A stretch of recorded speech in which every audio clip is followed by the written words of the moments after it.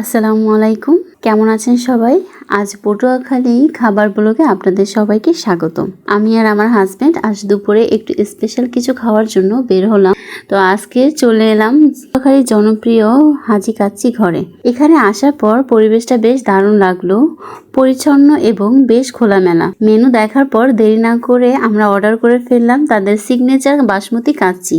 কাচ্চি লাভারদের জন্য কাচ্চি মানেই তো একটা ইমোশন, তাই না? কিছুক্ষণের মধ্যেই টেবিলে চলে এলো ধোয়া ওঠা বাসমতি কাচ্চি। প্রথম দেখাতেই মাংসের পিসগুলো বেশ বড় এবং পারফেক্টলি সেদ্ধ মনে হচ্ছিল, আর চালের সুগন্ধ সেটা তো আলাদা করে বলার কিছুই নেই।